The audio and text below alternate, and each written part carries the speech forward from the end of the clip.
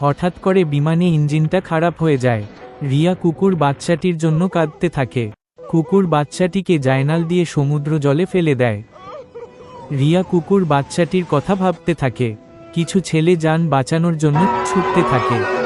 ওই সমুদ্র দিয়ে বিড়াল নৌকায় যাচ্ছিল। কুকুর বাচ্চাটি সমুদ্র জলে পড়তে দেখতে পায় বিড়ালটি কুকুর বাচ্চাটি যান বাঁচিয়ে নেয় এবং দুজনে মিলে সমুদ্রের কিনারে যায় এবং কুকুর বাচ্চাটির বিছানা করে দেয় এবং শরীরে ঢাকা দিয়ে দেয়। 2 বছর পর তারা সমুদ্রে কিনারে ঘুরতে যায় এবং বাগানও ঘুরতে যায়।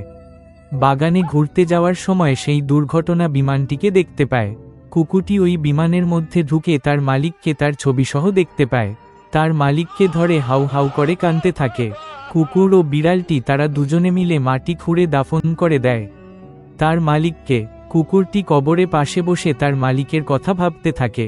তার মালিক কুকুরটির জন্য একটি কিতাব রেখে গেছেন।